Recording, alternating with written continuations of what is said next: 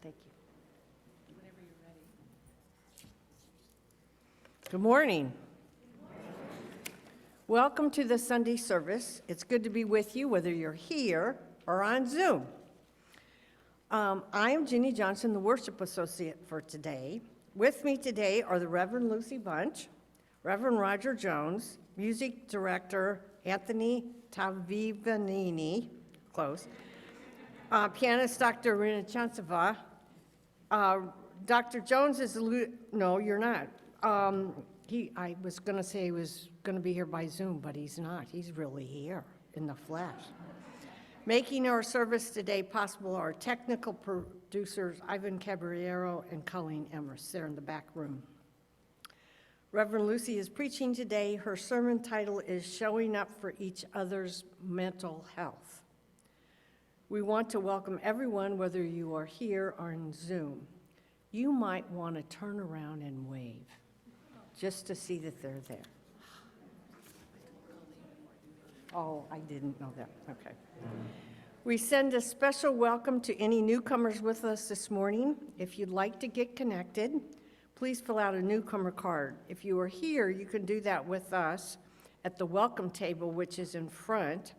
If you're online, you can find it at the website UUSS.org/newcomers. It's in the chat box right now. You can meet other members of our community after the service on Zoom for a coffee hub. Wouldn't it be nice to be a hug? Oh. Small groups and breakout rooms for 12 minutes, and they can get acquainted then. If you are here in person, please stay afterwards to connect with us and visit the connections table to learn about all that is going on. Whatever you may have been curious about, hope, or need or inspiration which causes you to visit our church, we're glad that you are here. The senior high youth group will be meeting after service today. Junior high met before service. After service today, out in the backyard close to room 12. Anyone at the senior high level is welcome to attend. Please mark your calendars for our congregational meeting next Sunday, October 24th, after the service. It will be both in person and on Zoom. After the meeting, online voting will begin for our 2022, holy cow, community partners. We choose 12 organizations each calendar year to receive half our Sunday offerings. Nominations are open until Wednesday. That's coming up. Didn't it seem like it would be forever? Well, the 20th is Wednesday. So if you have an organization that you would like us to share money with, please let us know. Nominate them. Reverend Roger will share more about this later in the service. And now, if you're participating at home, please get your candle or chalice ready to light, as we will be lighting the chalice here in the sanctuary after Reverend Lucy shares some words.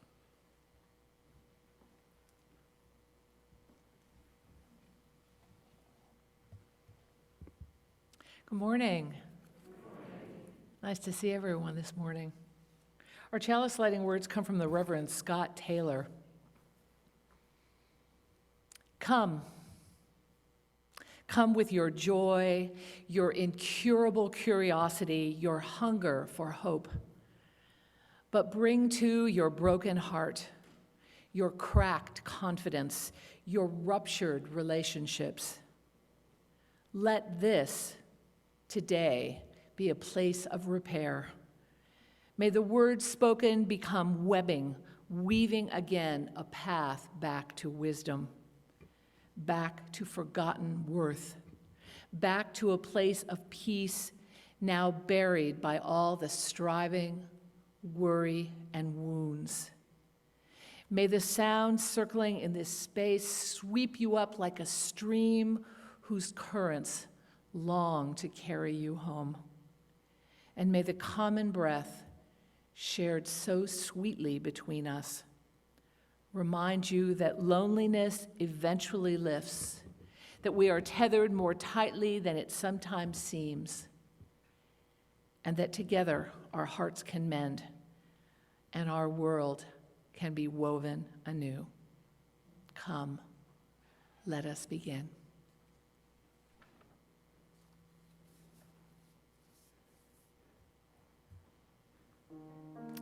And let us begin by singing together for all that is our life. Please rise in body or spirit.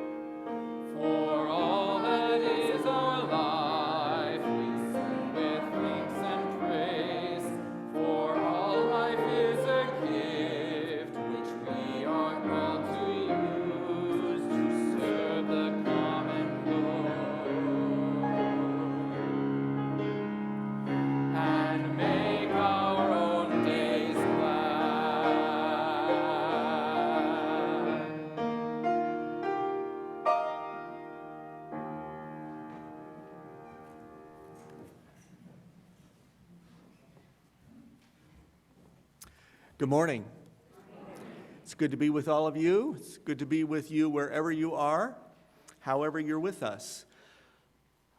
We have an online form that we started using earlier this fall, inviting people to submit joys or sorrows to be spoken in the service.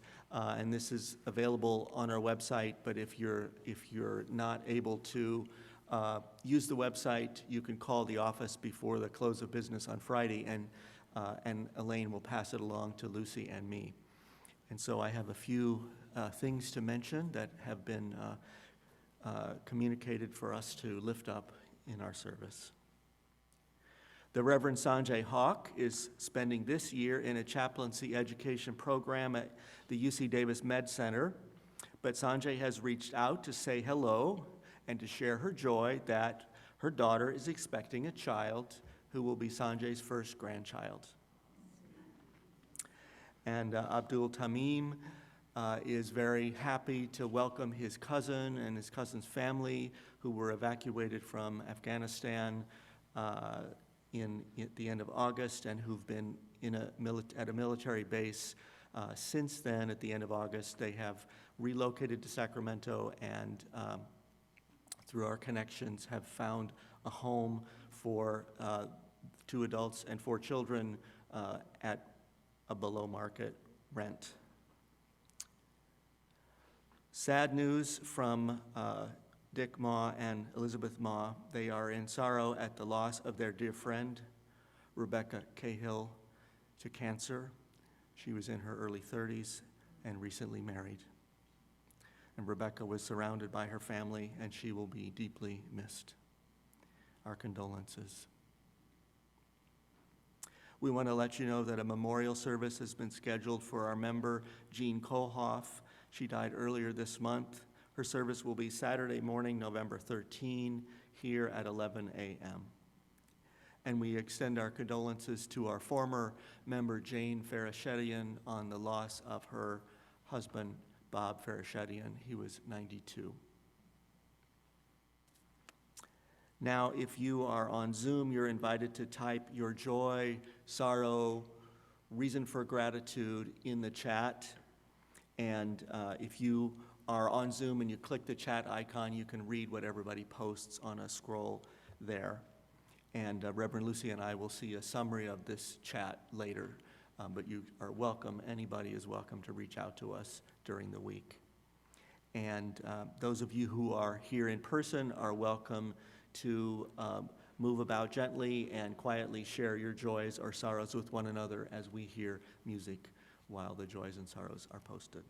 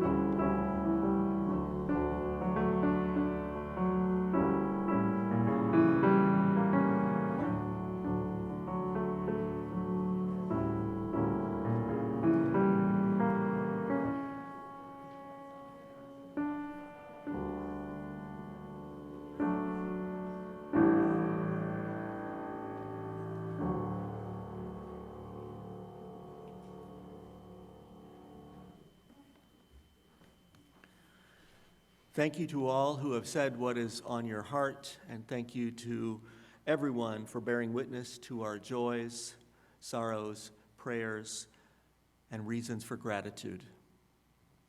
Before I say a prayer, I will invite you to join me in breathing intentionally. The practice of breathing with intention is a practice which is physical, spiritual, and emotional. Breathing intentionally can be a way to renew our awareness of the present moment, to calm the mind, and to nourish the body. So now please join with me in drawing in a deep inhale breath and pausing briefly before letting it out, and then breathing it out on counting to 4 personally on the inhale and pausing, and then counting to 4 as you exhale deeply. Now let's breathe in and out. And one more time, counting to 4 on the inhale and pausing and then breathing out. In.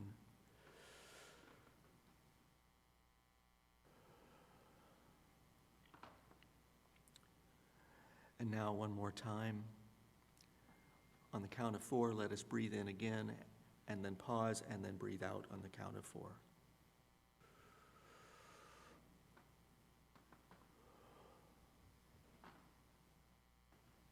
And let us pray.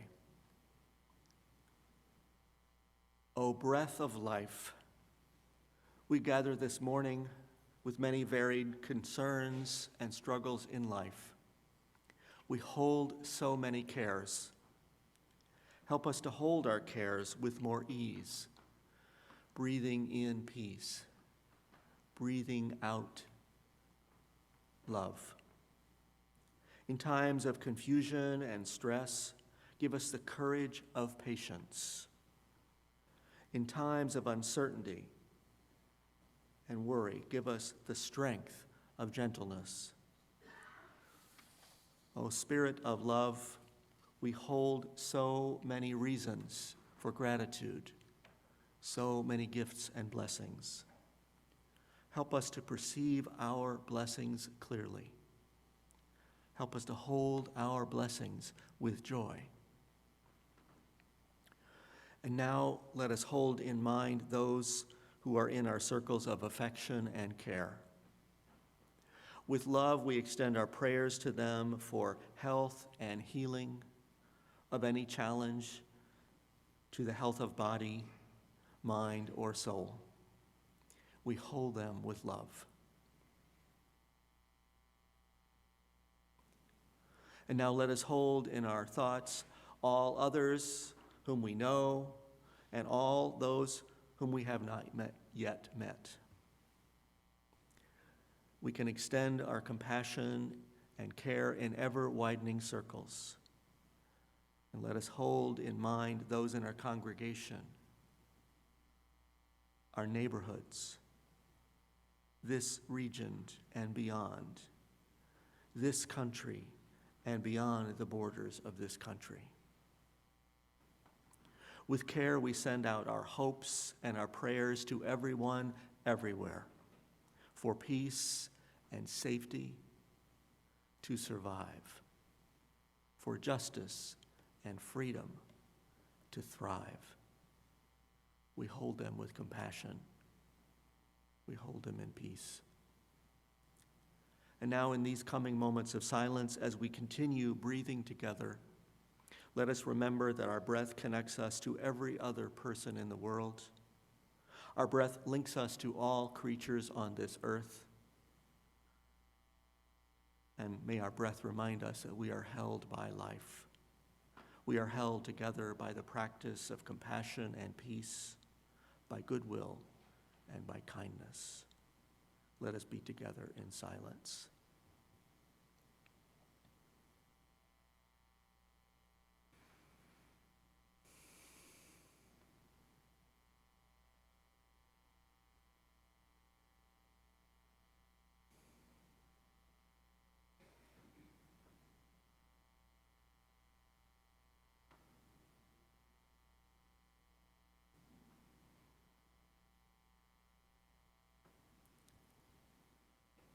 So may it be, blessed be, and amen.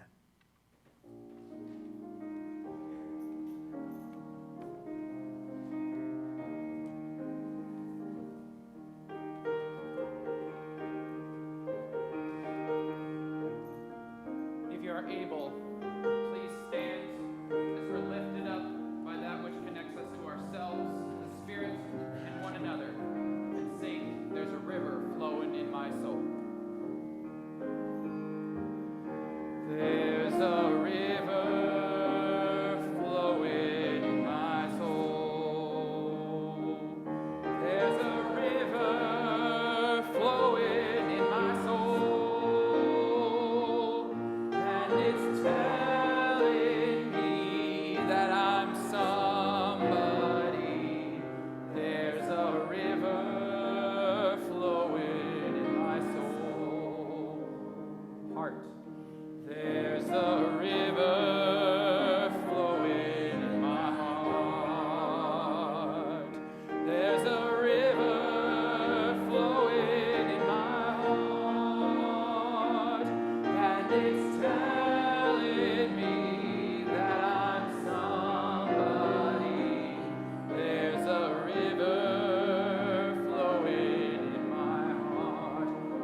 my. There's a river flowing in my mind. There's a river flowing in my mind. And it's telling me that I'm somebody. There's a river flowing in my mind, in my soul. There's a river flowing in my soul. There's a river flowing in my soul. And it's telling me that I'm somebody. There's a river flowing. There's a river flowing. There's a river flowing. There's a river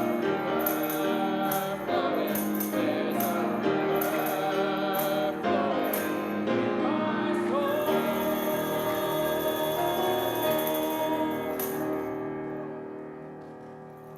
There's a river. Oh, is it over? You people are fun.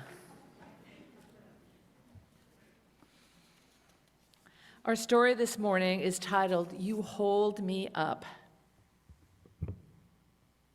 Let's see if we can get it up on the screen here. It was written by Monique Gray Smith, a writer of children's books and a psychiatric nurse.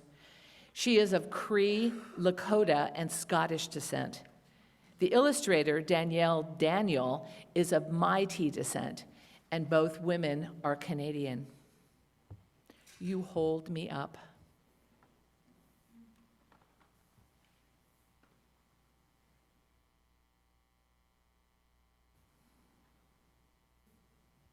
You hold me up when you are kind to me,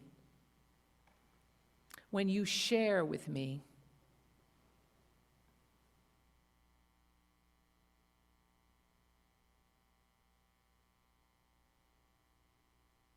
when you learn with me. You hold me up when you play with me.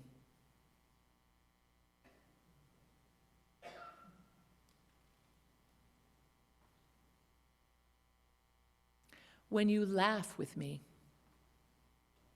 when you sing with me.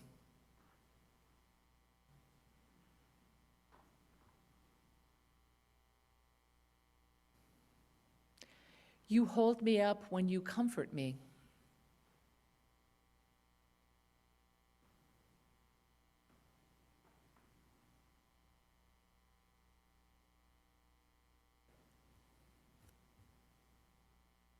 When you listen to me,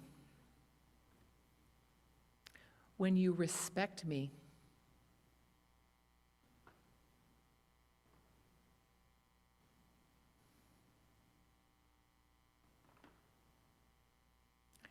you hold me up.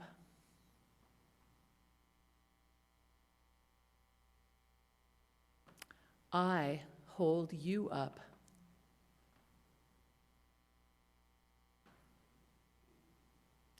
We hold each other up.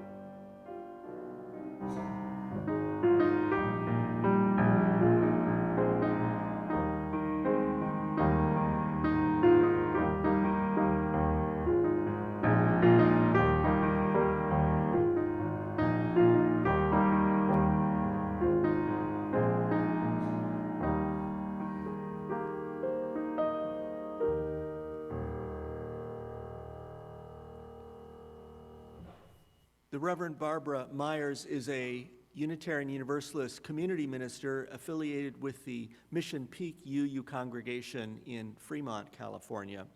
And she's dedicated her ministry to mental health issues. And this is a reading from her book, Held, Showing Up for Each Other's Mental Health, which was published by our denominational press in 2020.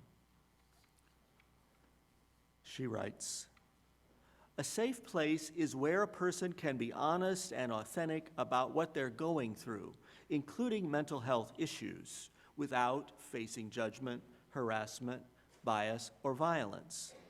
Although no place can promise absolute safety from the negative attitudes of society, a congregation may be one of the safest places for a person with mental health challenges.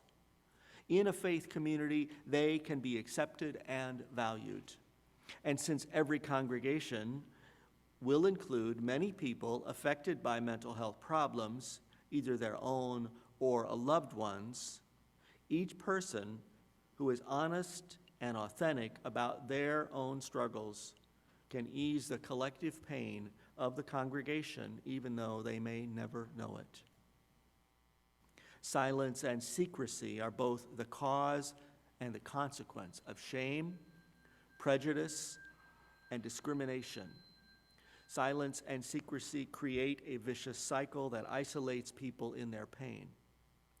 Many people who find themselves facing a mental health problem, especially for the first time, don't want to admit it to themselves, let alone their friends or neighbors.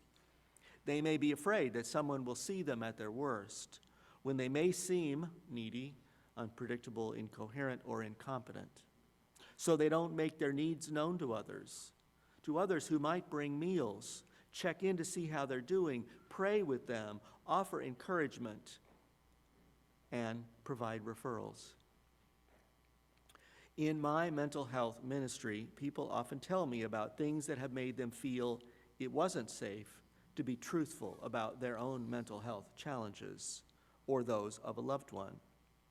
Even in Unitarian Universalist communities, people may say unkind words or make jokes about people with mental illness.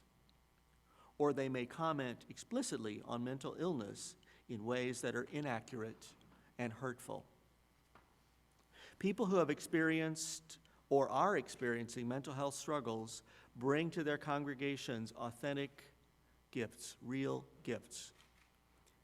These are the compassion, spiritual wisdom, and practice of unconditional acceptance that they may have learned the hard way, and a chance for the congregation to live out its values.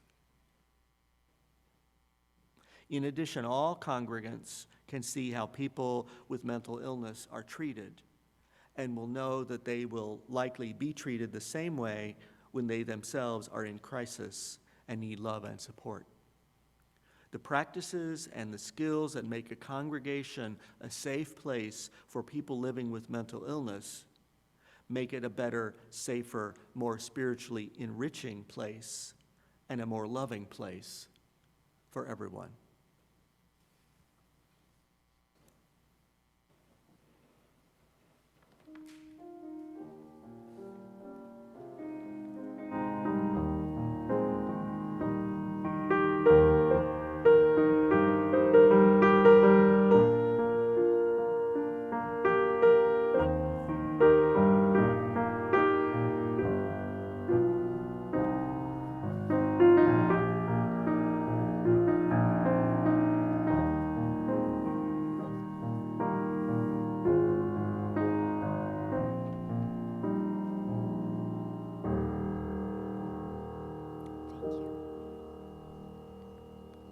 Mental health issues.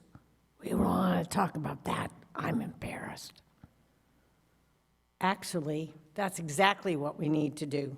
Talk about our mental health issues. I found if I don't, they just get worse, and I find myself in a pit. My dad was a civilian but worked for the Army. We were used to not talking about Dad's work much and him not telling us much. It was, "How's your day, Dad?" And we knew how to answer the phone properly, just in case it was the general for my dad. When I was in junior high, my folks called a family meeting. Yep, we did that periodically, because Dad had an offer or an opportunity, really, to apply for a job in Germany. That would have been a huge deal to my siblings and me. For example, it would mean I'd have to move right before my senior year in high school.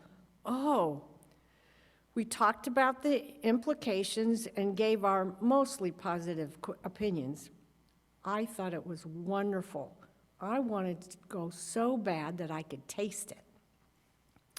It was pretty neat that my folks did that. They asked, they listened, and took action, in part based on our opinions.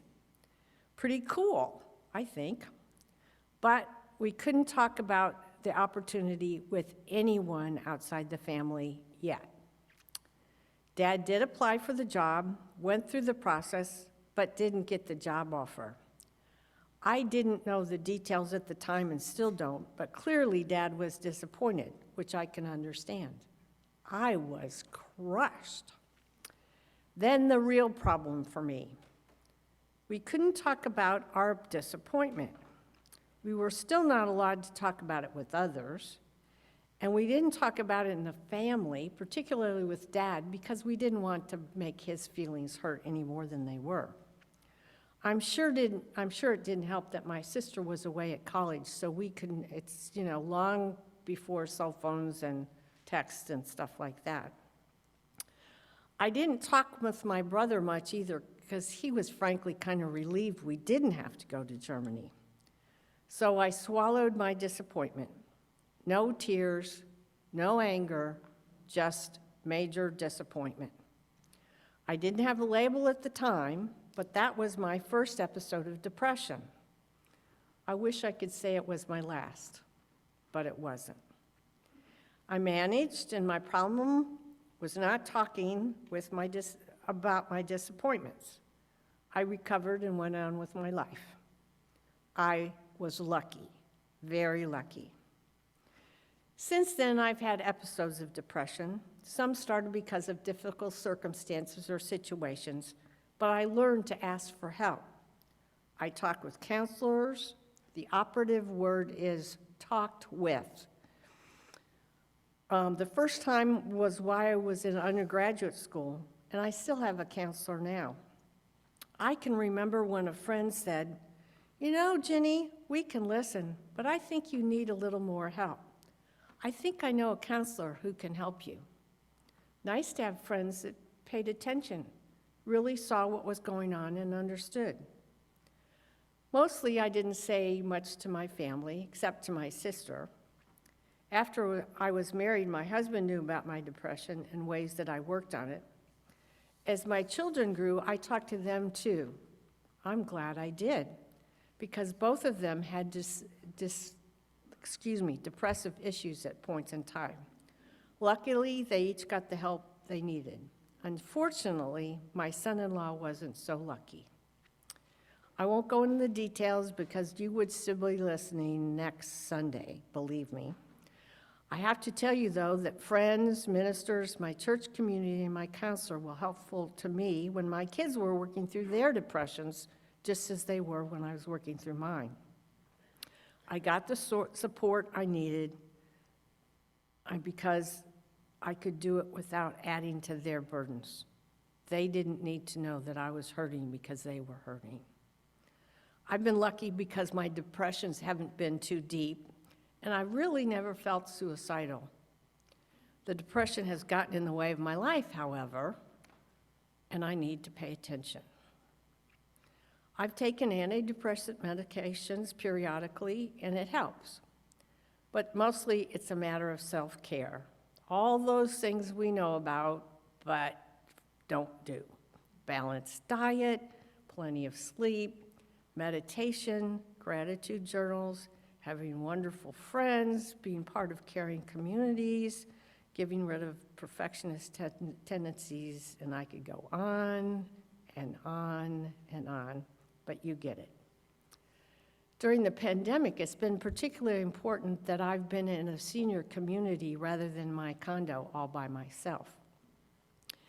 When it first started, everything shut down. We got our meals in our rooms, but that did mean somebody came and visited us twice a day. said, hello, here's your, thank you very much. And I took to walking through the halls because I needed exercise. I'm a mover. And periodically, I would knock on someone's door, stand back, we both had our masks on, and we would chat just a minute. People would say, oh, thank you for stopping by. I said, no, you don't understand. Thank you. You're part of my sanity. Thank you very much. For me, the road to recovery was asking for help and talking about my concerns and embarrassments. I encourage you to do the same.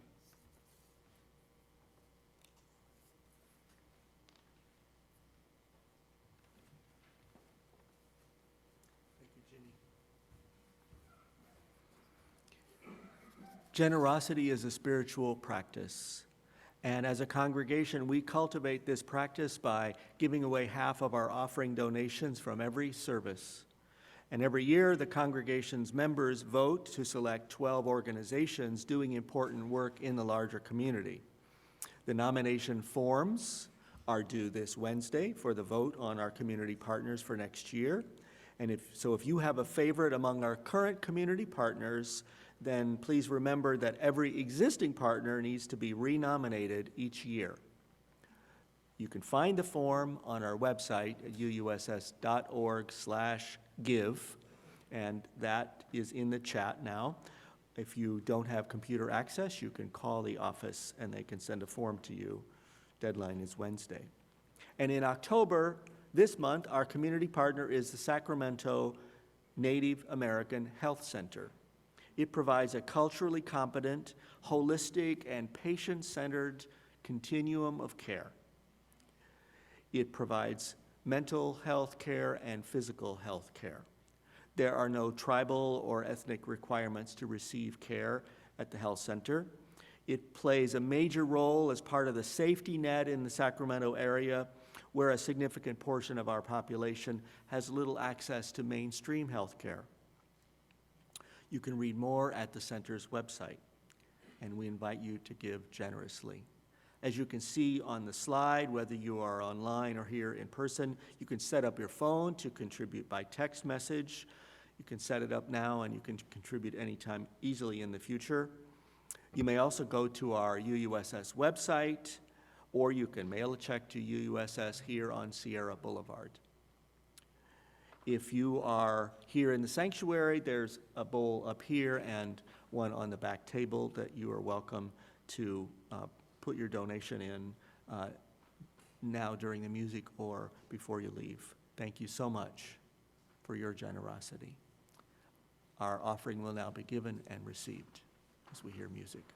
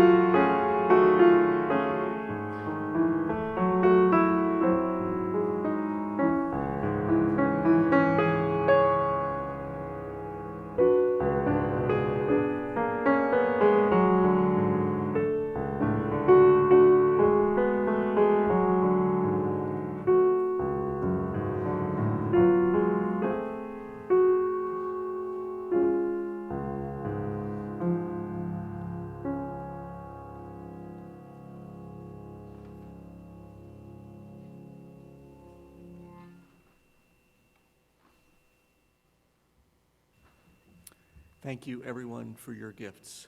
Thank you for your generosity. And you can see on the screen our words of response for the offering. I invite you to join with me in speaking aloud these words of response. May the spirit of gratitude bless and multiply all that we have, all that we give, and all that we receive.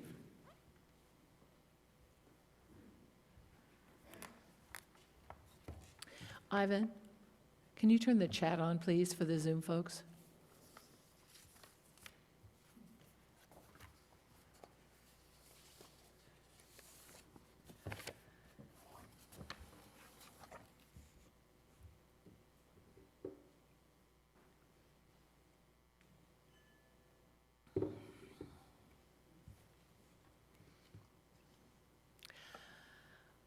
Barbara Myers, the author of the book that Reverend Roger read from, is an impressive woman. Diminutive in size and quiet in voice, she is a powerhouse of courage and commitment. In her ministry, she serves as the assistant director of a peer support mental health network. She also founded and now leads the UU Mental Health Network. She is an activist committed to raising awareness about mental health issues. Reverend Roger and I were with her at a clergy retreat earlier this month, and she gave a presentation on her book, Held, Showing Up for Each Other's Mental Health. I told her that I was going to preach about her book this month, and she made one request of me. She said, at some point in your sermon, ask everyone who has experienced mental illness in themselves or in a loved one to stand up. And so I'm going to ask you to do that. Please stand if you or someone you care about has experienced mental illness. Those on Zoom can put a yes or thumbs up in the chat. Let's take a moment to look around. Thank you. Are you surprised? Given the number of us who have had experience with mental illness, you would think that we would be better at creating a safe and supportive environment. But we're not. We need a little work. Reverend Myers tells the story of a family who was dealing with schizophrenia in their daughter. She'd been hospitalized for several weeks. They were visiting her daily in the hospital, stressed and working full-time, stressed, anxious about her condition and her prognosis. During this time, they got a call from the church member who coordinated meals for people and asked them if they would make a casserole and deliver it to a family where someone in the family was having a serious operation. And so, being dedicated church members, they carved out time to make and deliver the casserole. And then it hit them. Where's our casserole? Is there a double standard in how we do this? Yes, there is. They didn't have one delivered, perhaps because they hadn't told anyone about their daughter, out of fear of judgment or a sense that the congregation wouldn't really know how to support them. But often, mental illness is not on the list of conditions that generate congregational support. So Barbara Myers has set out to change that. Her mission is to get people to talk more about mental illness and to learn how religious communities can support each other. So the first step, which Ginny demonstrated so well, is to talk about it, to make it safer to talk about it. The first step is for brave souls to share their stories with others. Reverend Myers has been a leader in sharing her story. The first chapter of her book outlines her own mental health crisis, with details about her challenges, including her 2 hospitalizations, her efforts at recovery, and the spiritual transformation that resulted in her becoming a minister. It's an inspiring story. So in her honor, and in the spirit of sharing our stories, I want to share some of my story with you. In my late 20s, I suffered from a profound and debilitating anxiety. I became suicidal and was hospitalized for several weeks. Subsequently, I became severely depressed. I remember in the art therapy classes that I participated in that I drew myself as this tiny gray dot. I thought my life was over, and I thought that I would never function again. Didn't turn out that way, did it? Not that it was easy. It was almost a year before I was able to function well, and it was 2 years before I was back working at my prior profession. And in that time, I found the UU Church, this UU Church, and was finding a new and profound way of being. This great cataclysmic event was the best thing that ever happened to me because it forced me to really confront how I was living my life, forced me to seek mental health, to learn a new way of being. And that experience opened up channels for my spirit that led on this path of becoming a UU minister and standing before you now and telling you this story. An important purpose of telling my personal story is I want to highlight how much of my recovery was possible because of the love and support I received from people who cared about me. Like Barbara Myers says in her story, I remember every visitor, every card, every gift that I received while I was in the hospital and beyond. I am so sure it was intimidating to visit me in the mental ward of the hospital, and I was really not capable of carrying on a conversation. But I was so glad to see people from the outside, people who would come and sit with me and tell me about their day. I was not eating very much at the time, and my partner and my friends would bring all sorts of different foods to try to entice me to eat.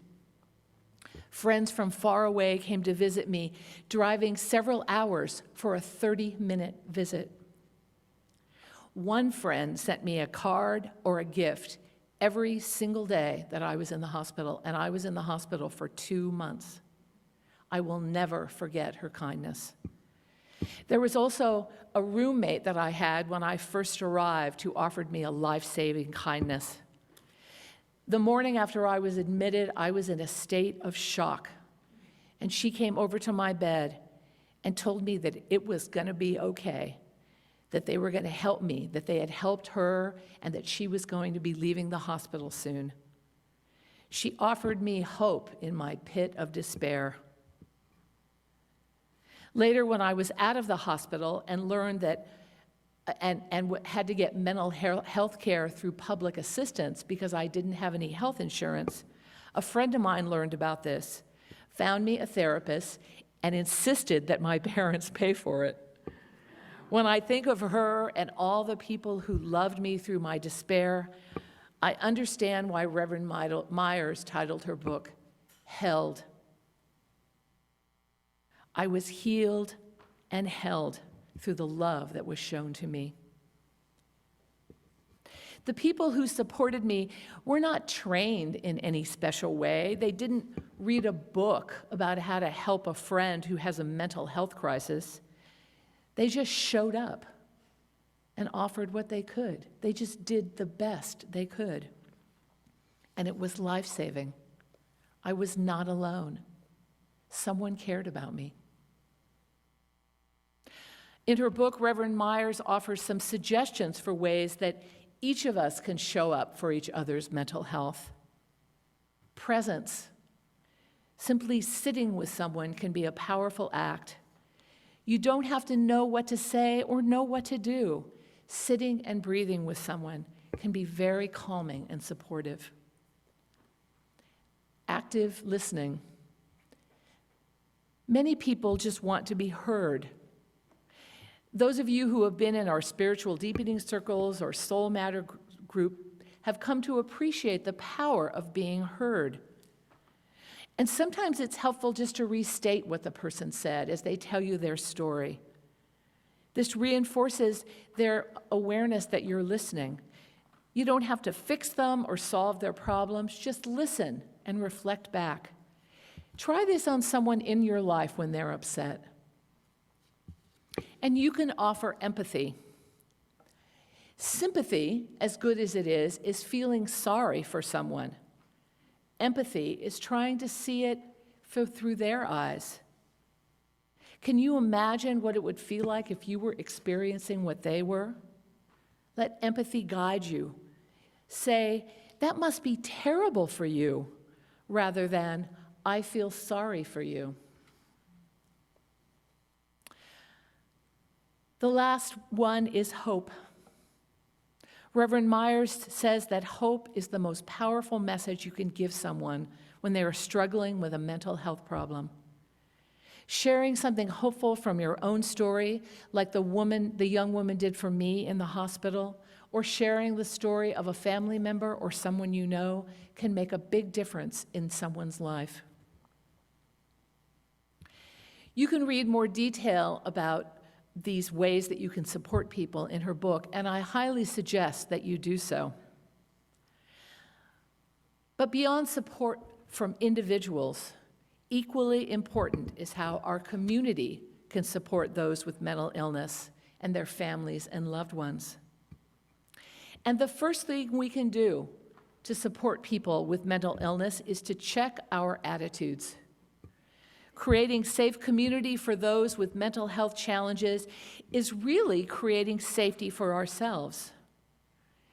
You saw how many people stood up at the beginning. Creating safe community means replacing judgment and fear with kindness and empathy. But as we heard in the reading, it is more than that. We are enriched by the presence of those who have dealt with or are dealing with mental health challenges. We are enriched by their presence with us. As Reverend Myers says, people who have experienced or are experiencing mental health struggles bring their congregation real gifts. The compassion, spiritual wisdom, and practice of unconditional acceptance that they may have learned along the way, that they may be able to offer to us in our own challenges. We have all learned a lot about mental health during the pandemic. Even the most mentally healthy among us have been challenged these past many months. We have experienced losses, fear and anxiety, depression. Some of us have used unhealthy coping strategies such as overeating, drinking, or drug use. So now, more than ever, we must live out our values by loving and caring for each other, by showing kindness and empathy, offering presence and active listening. We grow as a congregation when we take care of each other and become a safe place for people with mental challenges. We grow as a community when others see us treating people with care and compassion. I chose that children's book, You Hold Me Up, because it's such a simple statement of what we do for each other. You hold me up when you are kind to me. You hold me up when you play with me, when you sing with me, when you dance with me. You hold me up when you comfort me, when you listen to me, when you respect me.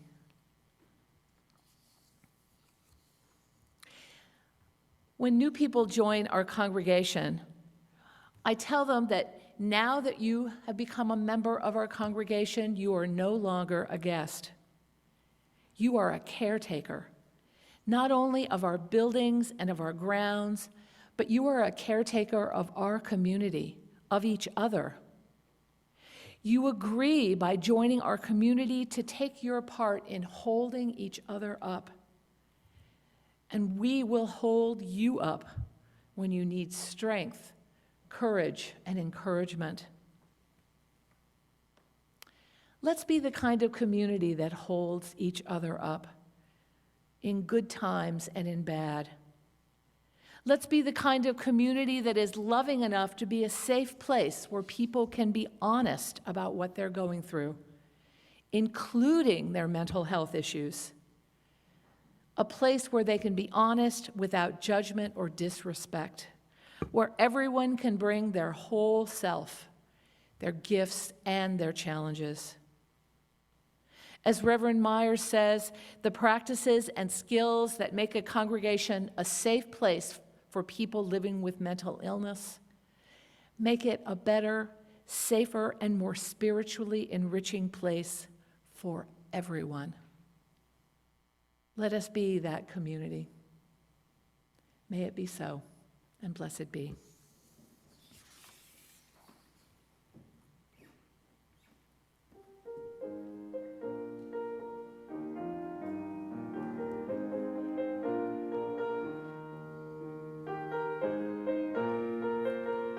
Join us in recognizing when our heart is in a holy place.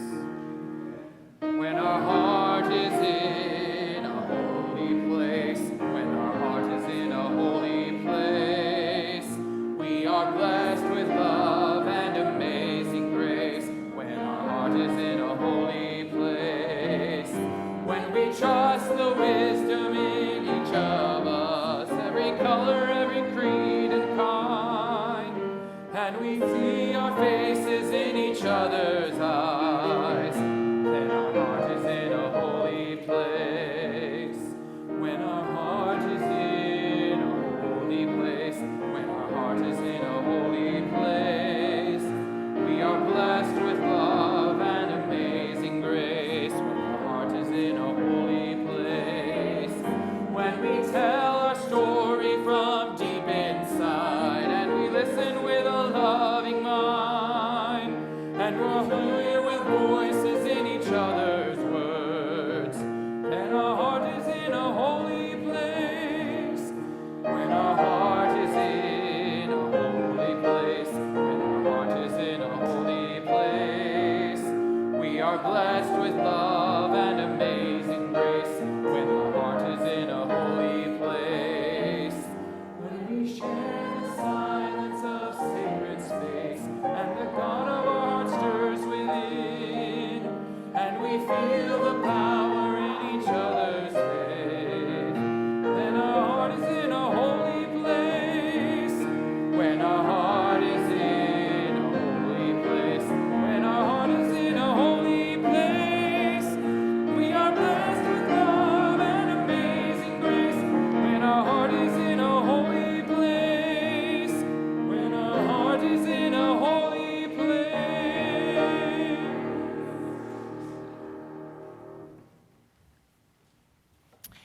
And now we extinguish this flame, but not the light of truth or the warmth of community. These we keep in our hearts until we are together again.